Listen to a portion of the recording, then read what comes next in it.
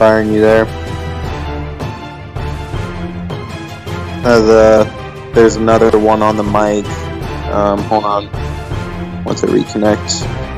Okay. So scroll down on the mixer.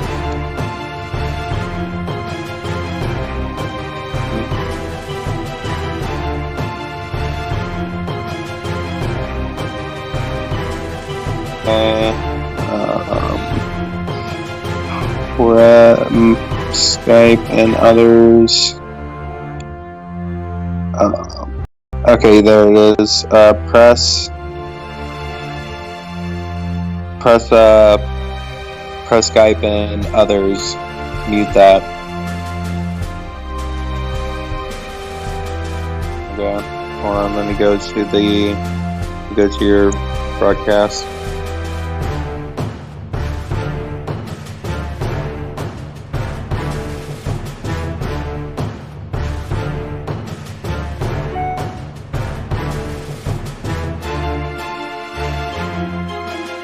Weird. Still showering.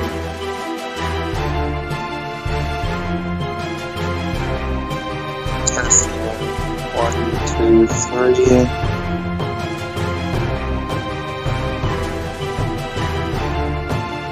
No, I can hear the music. That's not the problem. I hear the microphones. I can still hear your mic.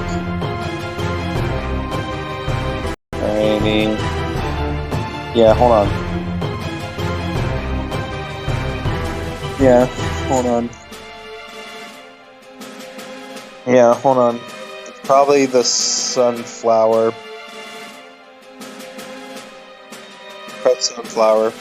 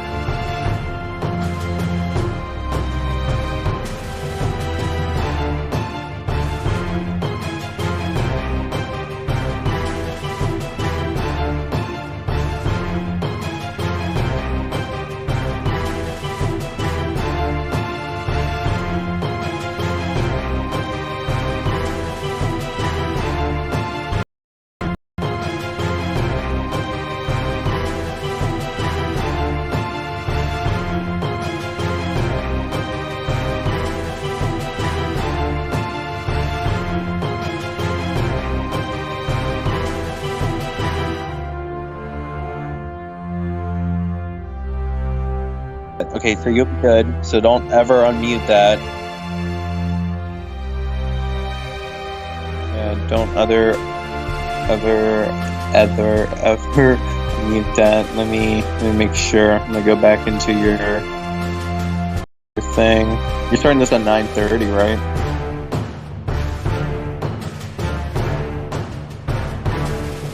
Okay.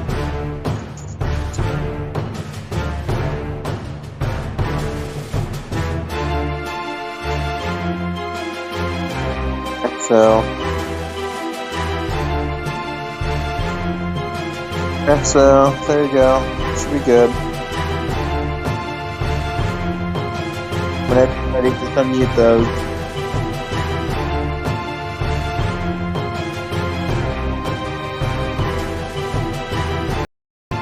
Hear me? Mute the when you do the intermission, when you go from intermission, yeah.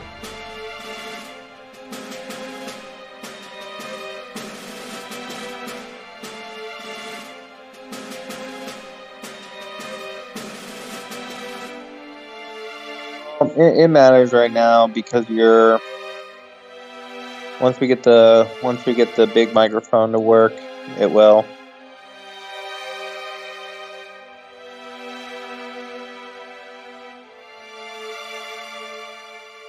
Yes, so I just go ahead and unmute Sunflower and Auxiliary. Alright, I just unmuted them. Alright, goodbye. Alright, see you later.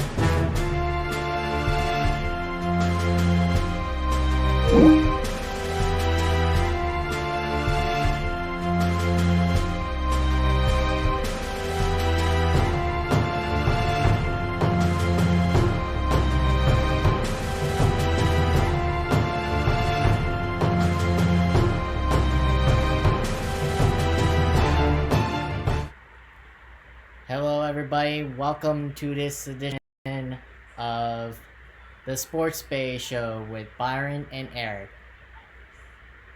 I am going it solo tonight, so wish me luck. I have two good guests on. I have former Green Bay Packer Michael Montgomery on, and I have former Major League pitcher for numerous amount of teams, Tom Davey. So let's get right to it, shall we? I'm going to call up Mike right now, and we're going to talk some football.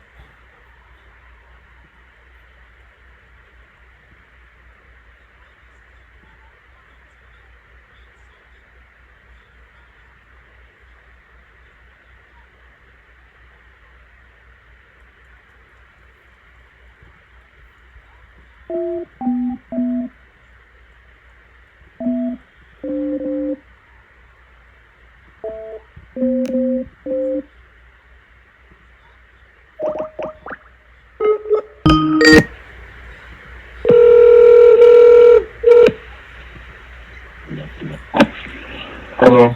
Hey Mike, welcome to this edition of the Sports Bay Show with Byron and Eric. How are you tonight? Oh, I'm doing great. How about you? Hey, hanging in there. We finally, I don't know if you saw last week's show, but we now got our new name and we're sticking to it now. How do you like the name? Oh, man, it's great, man. I'm glad. It's great, man. I like it. Thank you. So let's hop right into it. I see that you played 5 years for the Green Bay Packers. So tell us, and the fans listening, what was it like playing in Lambeau Field with all the history, with Lombardi, Bart Starr, the first ever Super Bowl? What was it like playing in Lambeau? Oh, it was like a dream come true. It's always been a long time goal for me to get in the NFL, and especially to come to a prestigious organization like the Packers. It's just a dream come true. Die-hard fans, you're welcome everywhere you go. It wasn't like a city, but it was a small town and welcome where you go. So it was a really great opportunity and a great horizon for me. So I enjoyed every minute of it.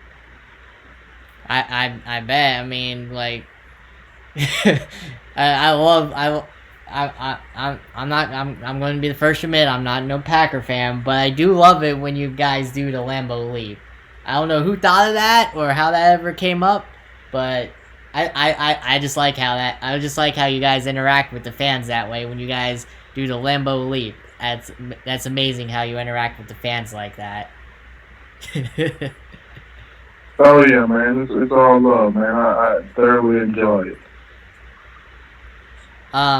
So tell us about your favorite moment. I know you were around when Favre was quarterback, right around that time before he left and retired. What was it like? I know you were on the defensive side of things, but what was it like playing with him? Oh man, Favre was a really good person, man. Real fiery guy. He was, you know, old in the tooth, but he had a lot of fire. Like he was a first round rookie, a rookie trying to make a team. He played with a lot of heart, a lot of passion. Always willing to make the big plays, trying to stay in the pocket longer to take a hit to get a good throw. So he was a gamer. Real seasoned vet. So it was really good for him. A really great time. He would always call me Money Mike, Money Mike, Money Mike. Yeah. They call me Money Mike. So he was a really good dude. So, like, what what would you say happened between him and the Packers? Like, what? I mean, they drafted Rodgers.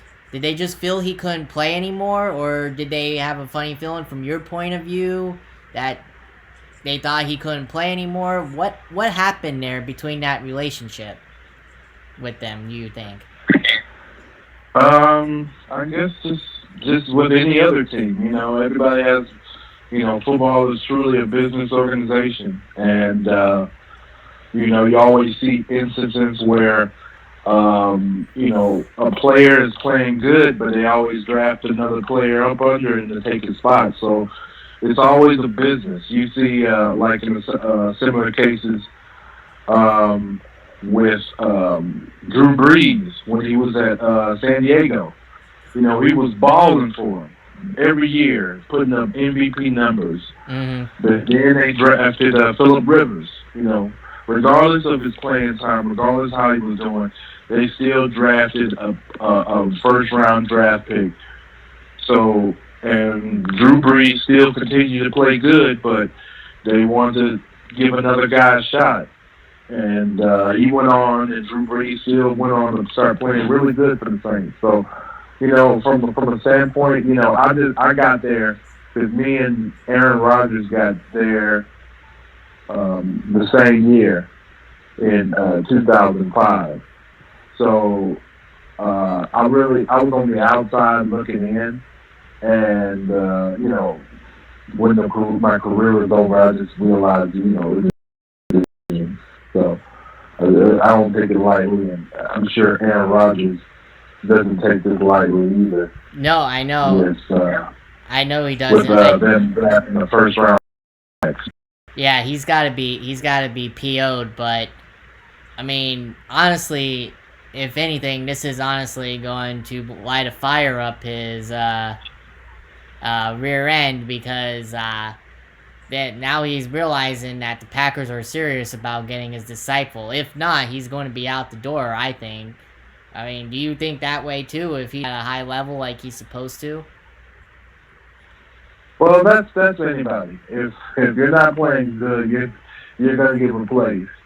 So, that goes for anybody that's playing professional sports. If you don't play good, you get replaced. Regardless of what position and how long you've been in the league. Football is the ultimate. What have you done for me lately? Season game. Where you have to go in there every year, redefine yourself, and play as good as you've been playing for the past year. So, that goes for any position, any player. You still got to stay highly competitive and work hard and play and be productive. So. Yeah, you're right about that. I mean, it is the next person up honestly, in any sport, which is sad, but you are right in that. It's not just football; it's every sport. But your career in Green Bay, 5 years. What would you say was the most memorable moment you had playing for them, for them, and in Lambeau Field? What was your two most memorable moments? My most memorable moment playing, and I guess one of my memorable moments playing in the NFL, I guess my first game. I guess my first preseason game. I guess that's because I was just so amped to prove myself. Mm-hmm. I was a low draft pick, and you really had to fight for a position on the team. Nothing's guaranteed. And I remember, my first preseason game where, I balled out like 10 tackles, 2 sacks. It was just incumbents for me to show that I belong in the league because everybody wants to make it in the league, but nobody wants to go home and be a failure. So I just wanted to just make sure I played good and be productive because it's all about a production league. Right, and I don't blame you on that. What about in Lambeau? What was your best moment ever in playing at Lambeau? My best moment playing at Lambeau.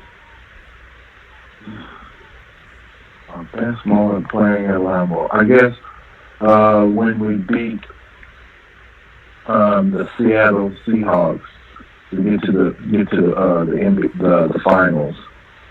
The NFC. That was one of our biggest moments. That because we was underdogs and we came out and won, and that was one of my biggest moments playing in Lambeau. I remember that game. Didn't Clinton Dix have a key interception? I believe it was at the end of the game. Didn't he have a key interception? wasn't in that game.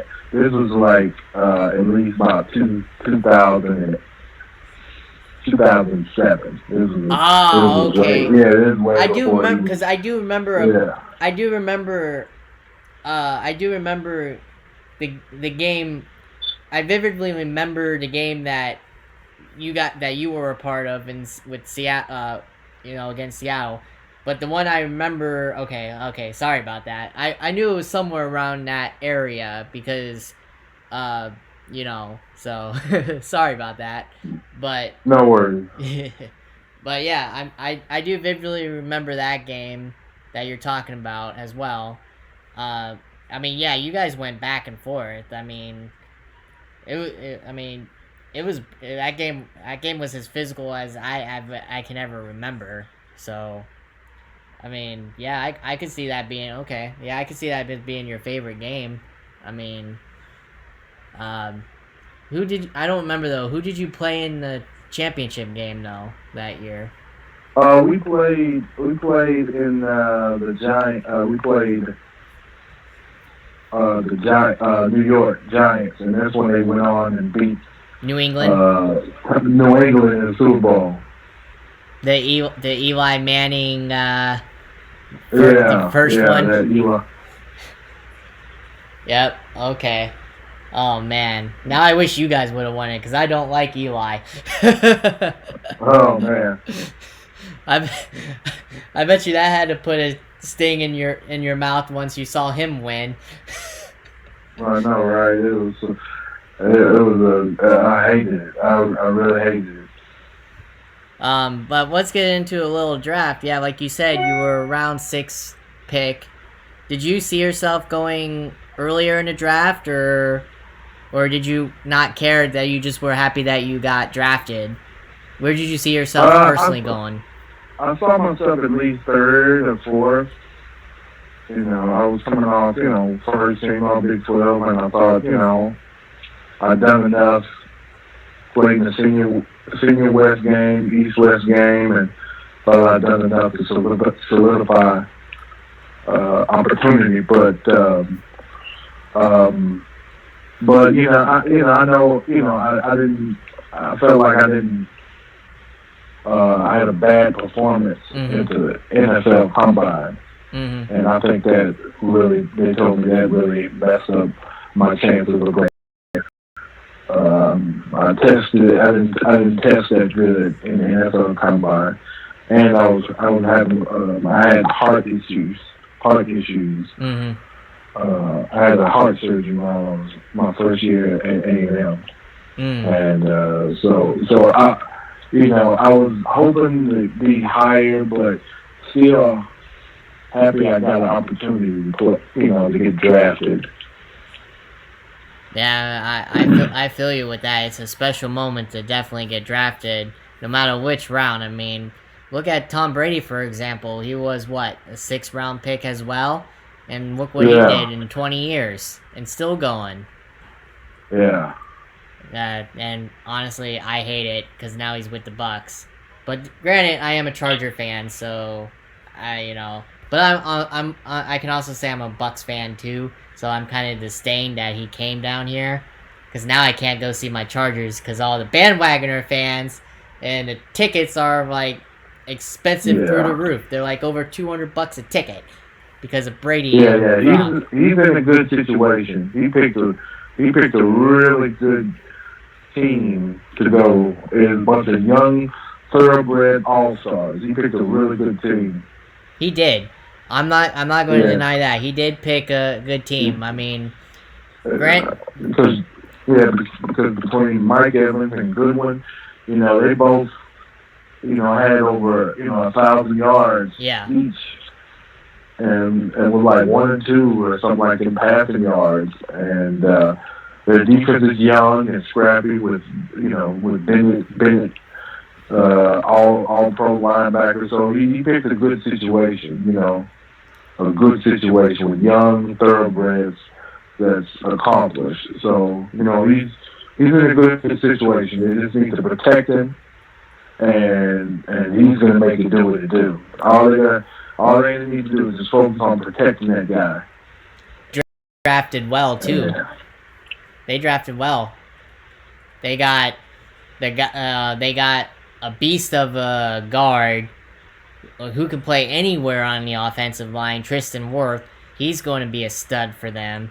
And then a pick I really like, because I saw his daddy play for the Vikings.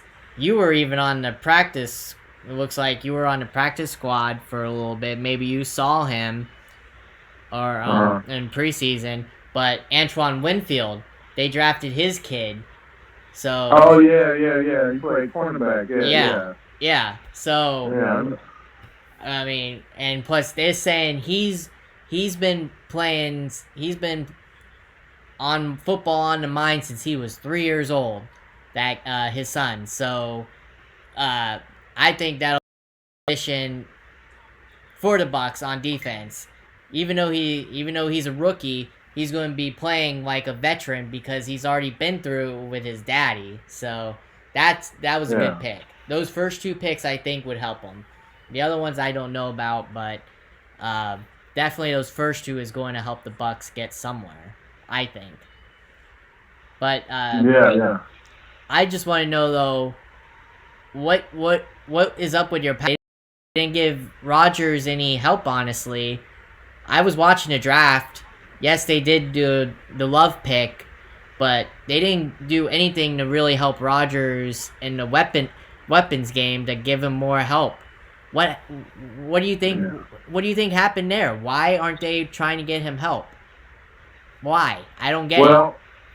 Well, normally when organizations pick, they already believe people that's within their roster, or they're going to make a big free agent move for offensive players or a big trade. So normally when things like that happen, they either believe in the player they have, or they're going to make a big trade during the season. So, I mean, don't be surprised if there's a big trade or a big offensive-minded trade or pickup free agent that the NFL gets. So, normally, when that happens, they believe they have what it takes in the locker room, what they already have in the locker room. So did you feel that playing, like when you went to the playoffs that year and made it to the title game? Did you guys feel that way as a team as well? Yeah. I mean, NFL as a player, you gotta believe you can do it. You believe you can make things happen. You can play. So, it'd be wrong for anybody that plays in a professional sports that doesn't believe they already have what it takes. So, with that being said, if any player, any team, they always feel they can do the job.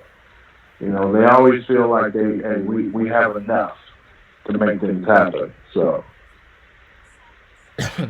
So this leads me into also my next question, too. Speaking of what possibly might go on this year, when do you think, honestly, there'll be a season? Do you think the NFL will continue to stand ground and start the season on time, like they did with the draft, or do you think it'll be pushed back this season? That's a tricky question. Because that's a super tricky question because this pandemic is tough, and and nothing more I want is for the safety of the players, and and plus we still have time. I'm just an optimistic person, and hopefully, things can get right. We can better, because it's not going away. This pandemic, this virus. Once somebody always told me, "Oh, I'm waiting for the cases to disappear." I said, "Look, man, they're never going to disappear. Right. This is Right. Until we have a better plan of attack for vaccination. I don't see this thing going away. So I think, it's what 2 more months, 2 or 3 months. That gives us a little more time to figure out the world, to figure out how to safely treat it and make sure people are safe. But my personal opinion, I hope we'll be able to get back to playing football because it provides so many jobs for people and so many outlets for people.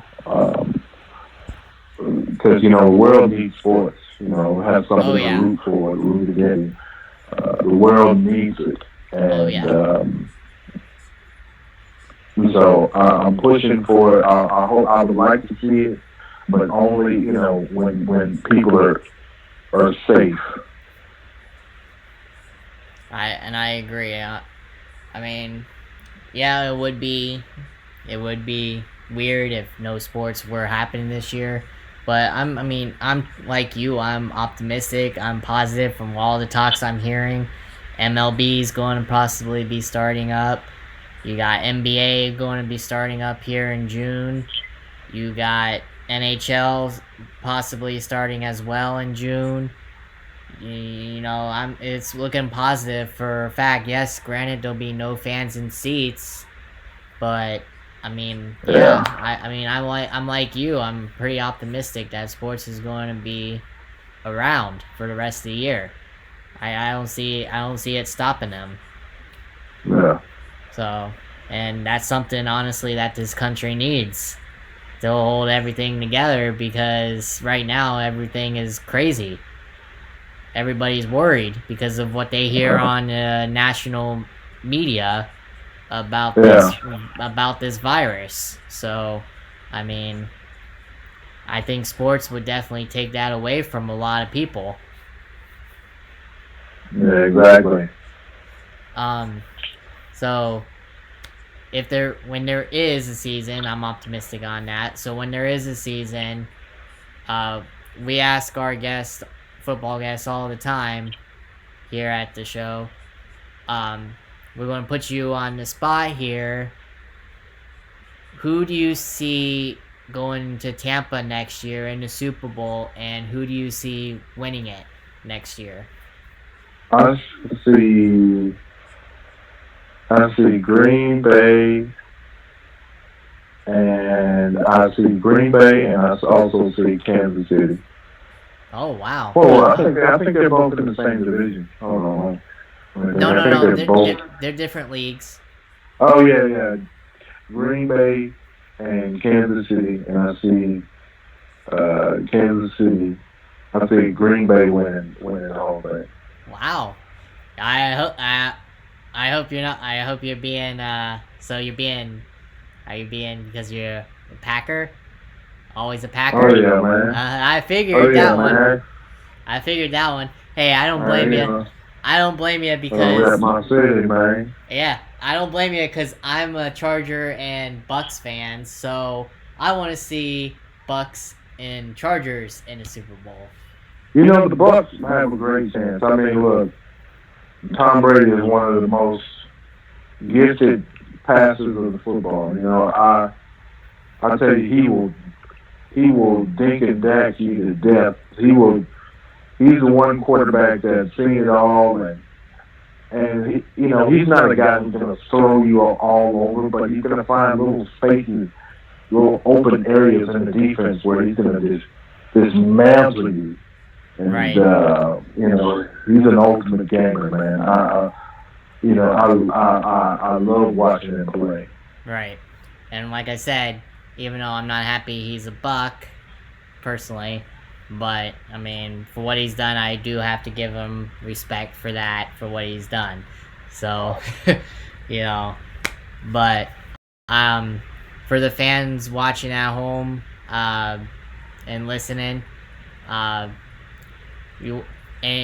can they follow you or get a hold of you?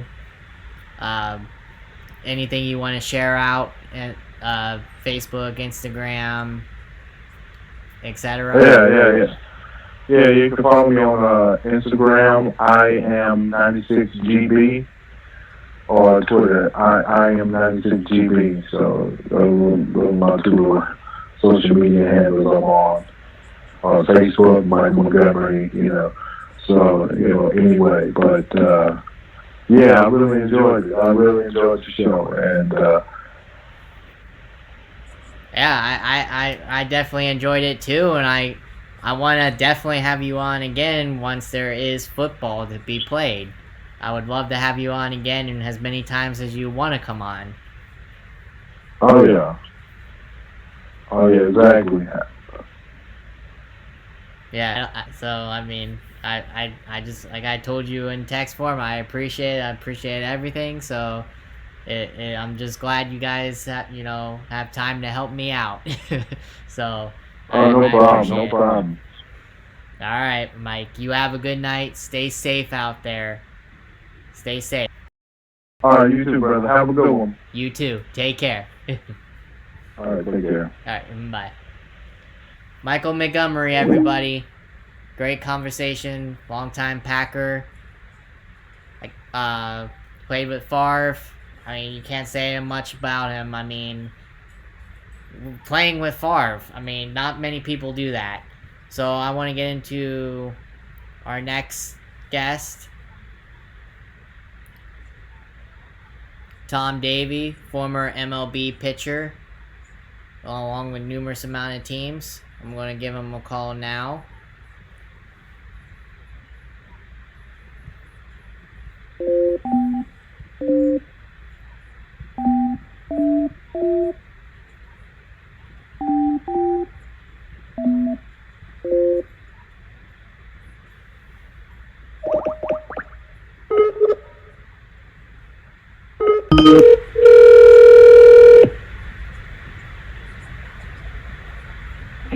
Hello. Hey, Tom, welcome to this edition of the Sports Bay Show with Byron and Eric. How are you tonight? I'm doing great. Thanks for having me. How you guys doing? Good. While my partner is out on a cruise, I'm here doing the show, so I want to give a shout out to him. I know he's listening. have fun. I'm glad you're doing well. So, the show's in good hands. So let's get right to it. I see you played with the Blue Jays, Mariners, and my Padres. This is why I wanted to also have you on here, because I'm a Padre fan. Oh, you're a Padre fan from Yes, Florida. I am. Wow. I know. You don't see that too often. Not really, no. What was it like pitching with the Padres? I think you pitched around. I think you pitched around the time of the Tony Gwynn era, or was it after that? Yeah, it was during Tony Gwynn era. It was Tony Gwynn, Trevor Hoffman, Ricky Henderson were all there when I was there, so it was kind of lucky to get to be around those guys for a couple of years. But yeah, that was Tony was he missed the comments for San Diego. He was so popular and just such a positive guy. Always had a smile on his face, and I was real fortunate because where my locker was in the locker room, I was about he had like 3 lockers, and then my locker was kind of a couple down from him, so I was like, I had the pleasure of being around him because I could hear him, you get to listen to him talk to all the reporters and all the knowledge he has, but also it wasn't always the best thing either because you had a hard time getting your locker a lot of times because there was always so many reporters around that wanted to talk to him, but he was always very gracious and was always good to the media and just a great teammate, just was always there for his teammates, and just loved playing in San Diego, most nights it wasn't full, but, if you get on like a Friday, Saturday night, they'll get 50, 60,000 in there and it'd be crazy. So it was really fun to be out there and, you get, Trevor Hoffman coming in the game, to close out the game, playing all the balls, there's nothing like it. It was a really good experience to play there. Oh yeah. I loved the Hoffman days. I could not get enough of Trevor Hoffman. I mean, he's a lights out closer, and especially, hey, you played before Petco Park. So tell me, what was it like playing in a football stadium, sharing it with the Chargers? What was it like playing in that kind of environment? Well, I'm more of a traditional guy growing up in Detroit. I was, Old Tiger Stadium, places like Yankee Stadium or Wrigley Field. Those were more my favorite fields, to go and play in, just from a field, but, old stadium and everything. But the Qualcomm was about the only football stadium that I actually liked. All the other ones they didn't feel like baseball stadiums. But I thought, they did as good a job as they could there, making it baseball, but it was definitely football first. So, like the grass was always torn up in some capacity, whether it was from the football game or from a concert or something. But, the infield was usually in pretty good shape and stuff. But, I thought San Diego had really, of all the places I played, I just really, I enjoyed the fans. I enjoyed the fans everywhere, but it was just like I thought they were just great baseball fans. And it was just a great laid-back atmosphere, and it was, unfortunately they didn't, put the money out there to win every year like a lot of teams do. It's like, it'd be interesting to see what they could have done with some of the talent they had come through there, but, I thought they were very loyal fans, and they were very good to me when I was there. I really, it was a place where I got to establish myself as a major league player before I got injured. But that was just a special place to play, and just, get to have, like they growing up a Detroit Tigers fan. You go back to the '84 Tigers and Alan Trammell, and he's my coach with the Padres. And I'm just like pinching myself every day, like, wow, Alan Trammell, I get to learn from Alan Trammell every day. It's crazy, and he's one of the best dudes in baseball. So just of all my experiences, just to being around some of the people you get to be around and learn from, it's just that's some of the best things about getting to play that game for as long as we were able to do it, And to my knowledge, I think Trammell is still around, isn't he? I think he's still around the team, isn't he? I know he was. Last I heard, he was with Detroit. He's a special assistant to the general manager, so he just does a lot of different things. He'll go on spring training, work with infielders, or he'll go, work with the prospects somewhere. So he just kind of does whatever. But he's, I spoke with him like right after he got into the Hall of Fame there, and I just, he's been something really special to me. I got to meet him my rookie year when I was with the Blue Jays, and we were playing the Tigers, and Jerry Howard, the old radio guy with the Blue Jays, I was pretty close with him, and I was a big Trammell fan, so he said, "Hey, you got some time for the game?" He's like, "Watch me behind home plate." I walked out there, and Alan Trammell standing there waiting to talk to me. I was like, "Wow, this is crazy." So just moments like that are really cool, and I was blessed to be around Jerry. Jerry was such a great guy, in Toronto there, with being a radio guy for I don't know how many years, but he had one of the longest, before he retired a year or two ago. He'd been around as long as anyone, I think. So I gotta ask you, since you've been you obviously you pitched for quite a while. Who honestly who did you like seeing? Who did you like pitching? Who'd you like pitching against the most? Basically, shall I say, like who'd you enjoy facing off against?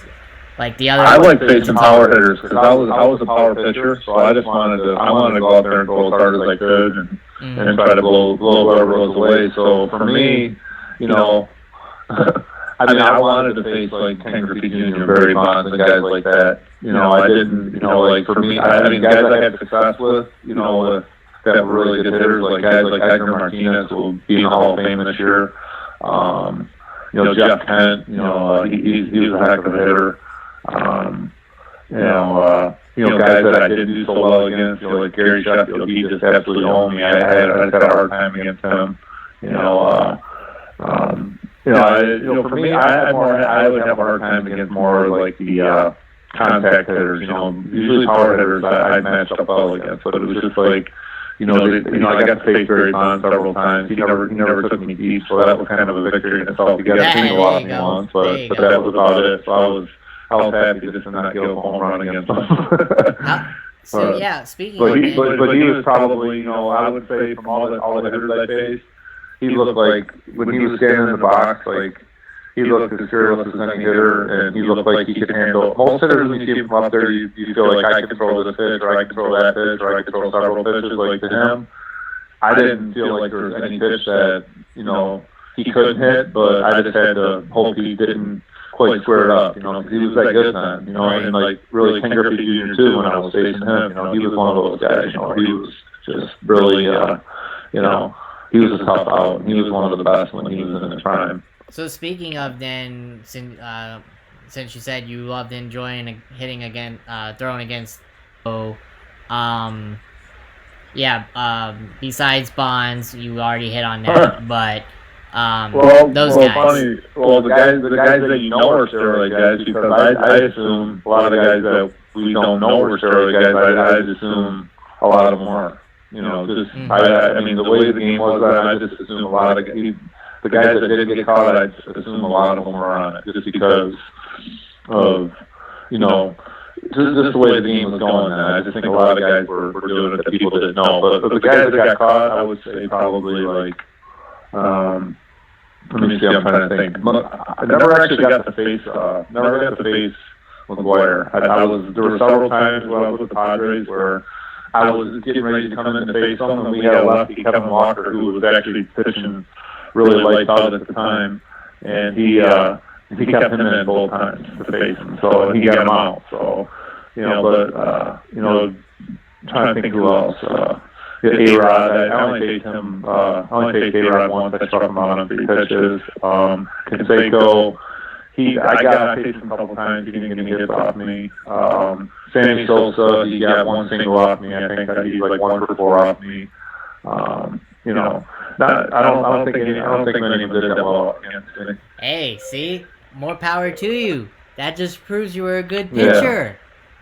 Go those guys. Well, I'm pretty good, but I just was inconsistent. Hey. If I had faced all the power hitters and all the Hall of Famers, I'd have been better off than facing the 7, 8, 9 hitters. Well, yeah, true.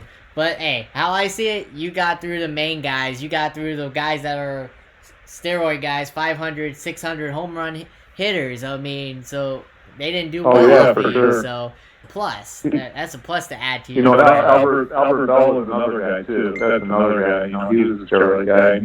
I got him too. So that was one of my highlights my rookie year. I faced him in Camden Yards, and I threw him a fastball away with 1 ball and 2 strikes, and it was like they said he took a full swing, and they said he checked once. So I was just like, oh my goodness. So I came back and threw 99 right by him, and that was like, for me as a rookie, that was just like when you do that, when you strike that power hitter out, that big power hitter, and there's no more powerful of a feeling off the field than that.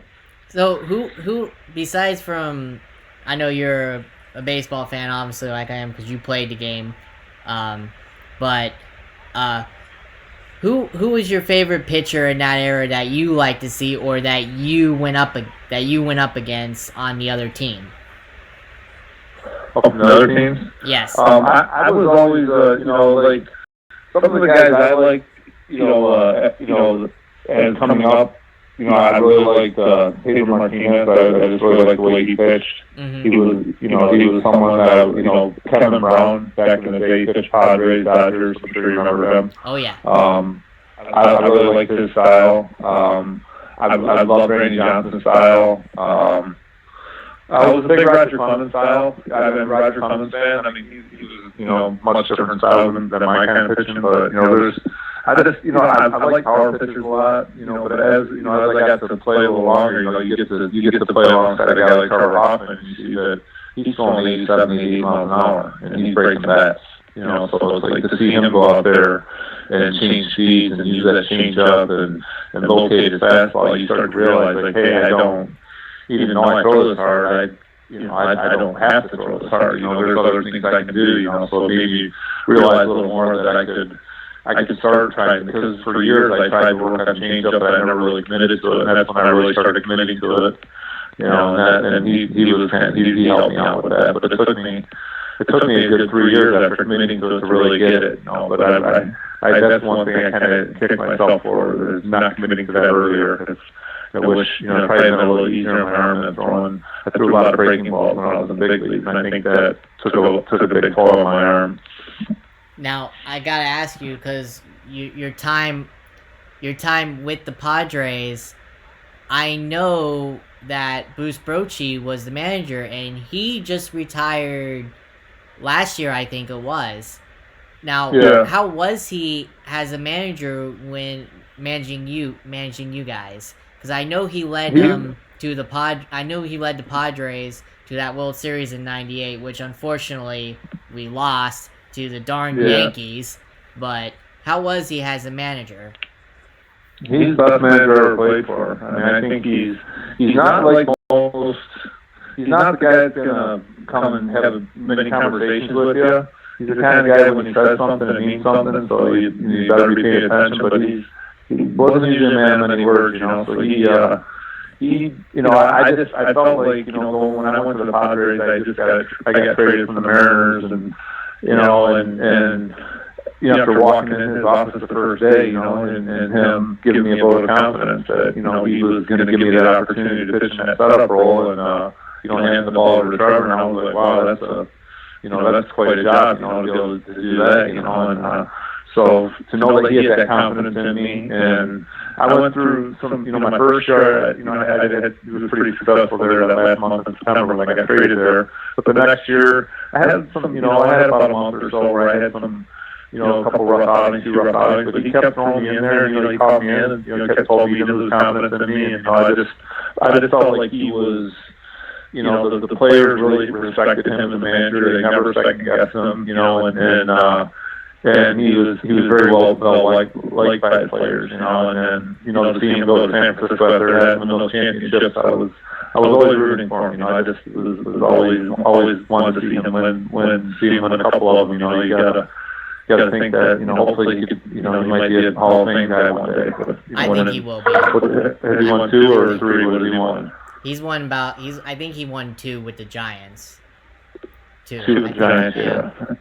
I know 2010, and I think the other one was 2012 or 2013 against the he won in America. He won here in Detroit. Yeah, so he should definitely be in the Hall of Fame, so I'm looking forward to it. Yeah. Now I gotta ask you too, because I've been trying to get this dude on, but I don't know if he's contractually able to or not, but I saw on Facebook you're also friends with Dan Plesac. Did you play against him as a pitcher? he was no, we were together in Toronto. I was with him my rookie year in Toronto. He was like, that was when we broke camp in '99 with the Blue Jays. We had 4 rookie pitchers in our bullpen, and Jim Fregosi did not want any rookies, I can tell you that. And he got stuck with 4 rookie pitchers, and he wanted to get rid of all of us, you know. And that included Roy Halladay, you know. So we had Roy Halladay, myself, Pete Monroe, and another guy named Eric Ludwig. And then we had Billy Koch sitting in AAA. Mm-hmm. So we basically had 5 rookies because he was up within a month, you know. But it was quite an interesting predicament to be in as a rookie, to be around all those young arms like that. But to have Fleece back there, it was kind of a tough spot for him because he kind of had him and Graham Lloyd were lefties, and they weren't really closers by trade. They were more lefty specialists, and they were asked to be the closers. So they were kind of put in tough spots with us kind of going through our, I'm a rookie. I'm going through, had some good ones, some bad ones, whatever. They're down there having to deal with us. So he was a breath of fresh air down there because he was always cracking jokes and keeping it loose and stuff. But yeah, I'm friends with him on Facebook. I really don't chat with him outside of that, but I know he's a heck of an announcer there on MLB Network. I think he does a good job as an analyst. Oh yeah, by far. You've been trying to get him on there? Oh yeah, I've been trying to contact him, but it's like, oh man, I don't know if he's contractually or he can't or what, but yeah, I just watching him on the network, I would love to have him on because he's very entertaining, and I know I had to ask, cracking up the whole time. Yeah, I had to ask you about him because I wanted to actually get the whole story of what he is, indeed what he is on TV.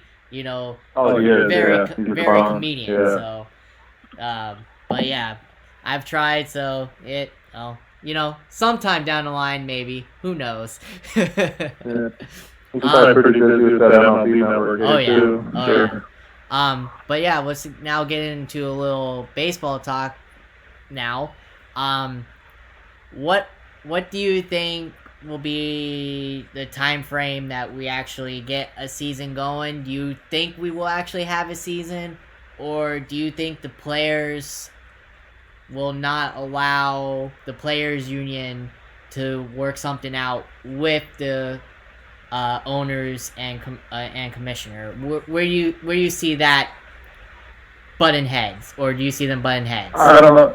Well, for me, it's where it's going to be tough is the players union is a very tough organization, and they're I don't know what they're going to do to risk their player safety, and I don't know how this is going to work out monetarily as well. So that's going to play a big role in it too. Like how are their salaries? I'm not totally up to date on that. I heard people talking about that, how this can be affected on when they come back and all those kinds of things. So I don't really know that much, but I would say, ideally I'd like to see them do like they've done in China and stuff, where they've opened up, playing in front of like 1,000 fans and stuff and having people spread out. But I don't know if they would be willing to risk that to play in front of fans. I think they would probably play in front of no fans initially, and then maybe down the line they could have fans, but probably they're playing smaller venues, not as much travel would probably be my guess, but I don't know. I have a hard time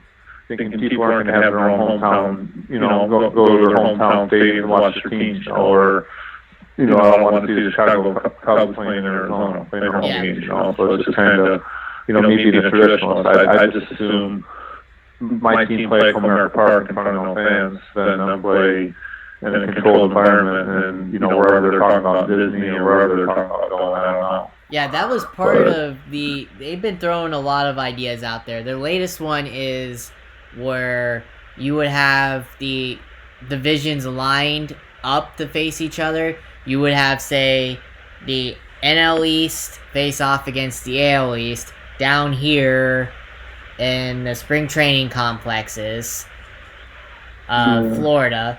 You would have, Texas, where you would have the AL Central and the NL Central going at it against each other.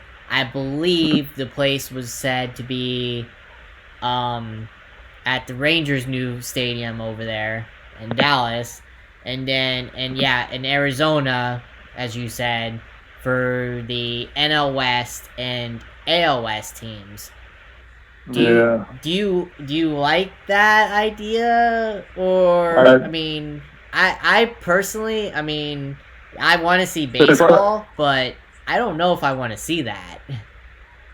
I personally, I really don't. I mean, if that's what you had to do to have it, I can understand, but it's just like, it's going to already be so weird without fans if that's what it's going to be.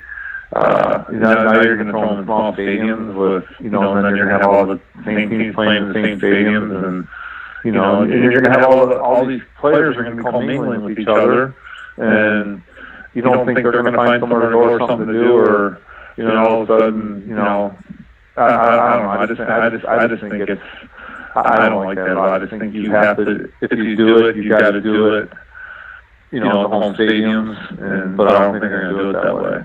I have a feeling the Players Association is going to fight a lot of what they're going to want to do because they got to look out for the safety of their players. Right. And what about this? What about this story out there that now apparently you can't do anything what a baseball player normally used to do? You can't. I guess you can't spit no more. That's what they're proposing. You can't do sunflower seeds or gum, or you can't. Yeah, you can't lick the blow on the ball, or you can't. That's where it's tough as a pitcher because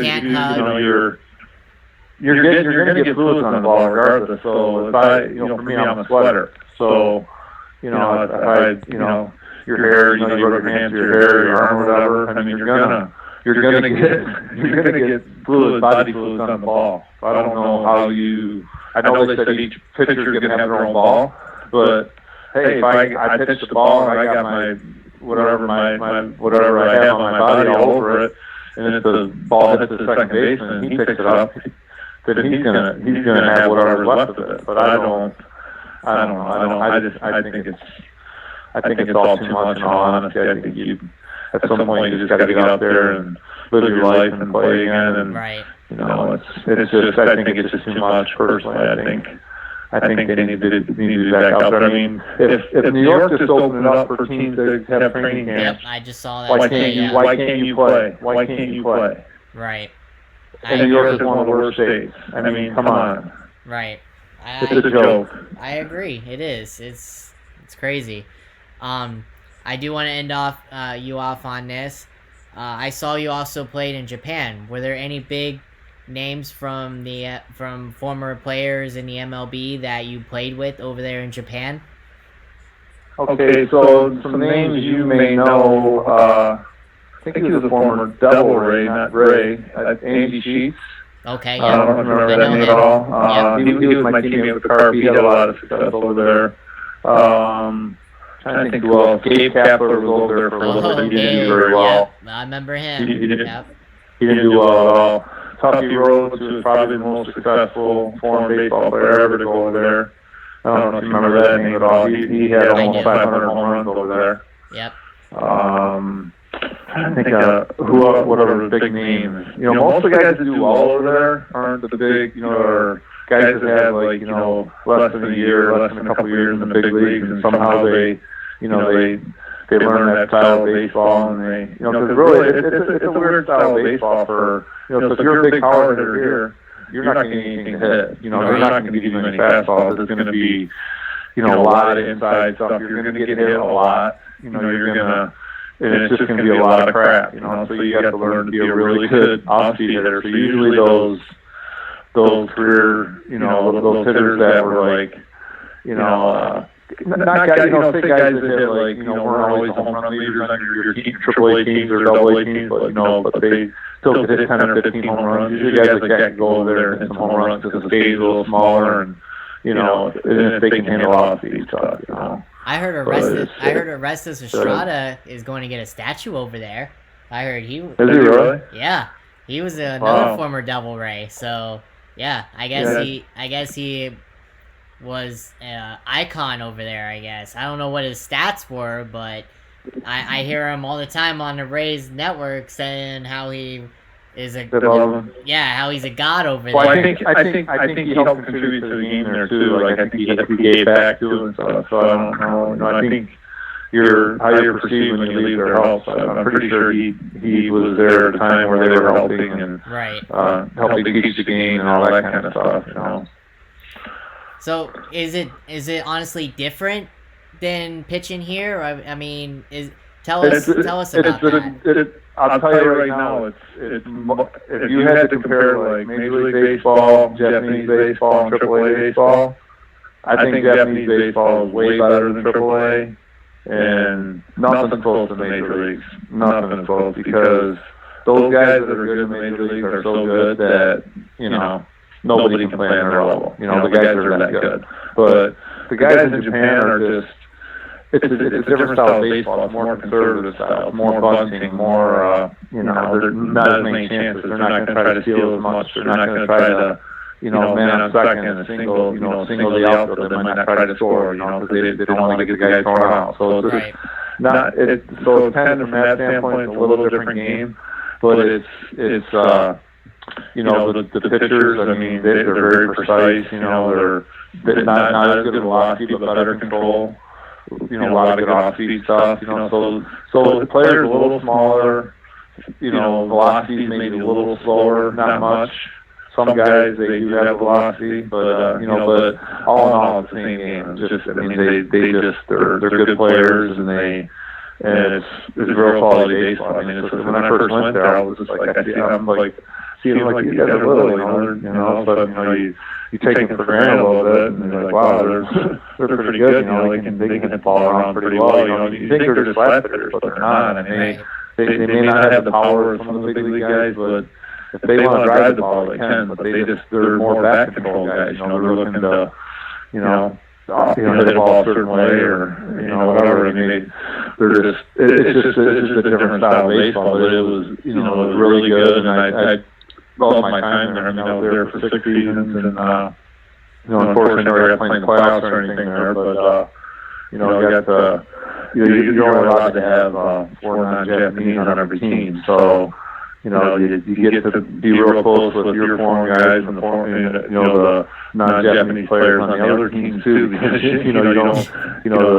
The more there's not a lot of English-speaking people. The more people they talk English to, the better. So then you try to learn whatever Japanese you can, to get by. But it's tough language to pick up. But I learned a decent amount of it. Probably forgot more of it than I know now, but I learned enough to get by. Yeah, I'm glad to hear that, and I'm glad to know what's actually different over there than here. But I'm going to put you on the spot here, a one-worded answer. Yes or no, will there be a season this year? Yeah. Okay. Before I let you go, is there any social media outlet that you would like anybody to follow you by? No, I just, I'm not huge on social media. I do the Facebook thing, so that's about all I do. Okay, perfect. Same. So you're not the yeah, exactly. You're not the only one. I feel you on that. I mean, God, it took me forever to learn how to finally share a video. So, took me forever. And do a watch party. So yeah, that's how new I am. I'm old to all this. So. But definitely, I thank you for your time and coming on the show. Well, thanks for having me. Appreciate it. Definitely, and I would definitely like to have you on again when there is a season. Yeah, there will be. Perfect. But you have a good night. Stay safe out there, you and your family. And thanks again. Happy Memorial Day. Have a good one. Same to you. Same to you, Tom. Have a good night.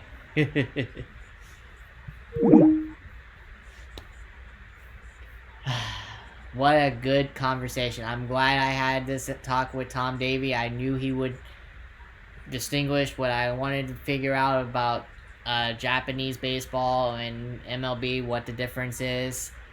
Glad he threw in some throwback talk with the Padres when he was with the Padres, because I'm a Padre fan through and through since the Tony Gwynn days. So I'm glad he had that conversation. But I'm going to end the show off on this. Happy Memorial Day weekend. Stay safe tomorrow, even though it's supposed to rain. Follow us on our group page, Tampa Bay Sports Bandits. It will soon be changed over to our new name of the Sports Bay Show. Also on YouTube, that'll be changed as well to the Sports Bay Show. So follow us on there too. Subscribe to us. Also on the Anchor app and all available podcasting apps. So it'll be there as well. The Sports Bay Show as well. So you all have a good night. Stay safe. Stay tuned for Friday. And logo coming up soon. So take care, guys. Have a good night.